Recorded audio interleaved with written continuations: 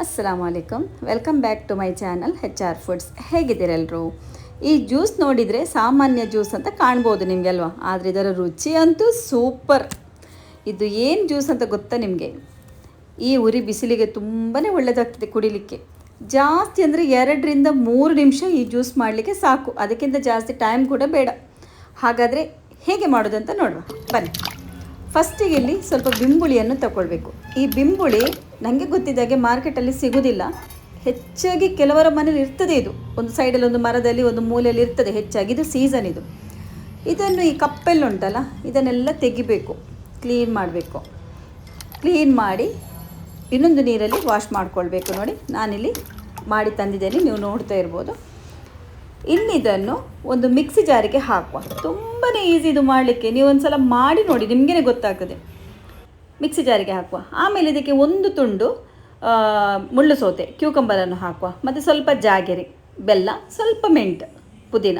ಇದು ನಂದು ಕಿಚನ್ ಗಾರ್ಡನಲ್ಲಿ ಆದದ್ದು, ಸ್ವಲ್ಪ ಎಳತ್ತಿತ್ತು, ಹಾಗಾಗಿ ಇದರ ದಂಟನ್ನು ಕೂಡ ನಾನು ಹಾಕ್ತಾ ಇದ್ದೇನೆ. ಬೇಕಿದ್ರೆ ಬೆಲ್ಲದ ಬದಲಿಗೆ ಸಕ್ಕರೆಯನ್ನು ಕೂಡ ಹಾಕ್ಬೋದು.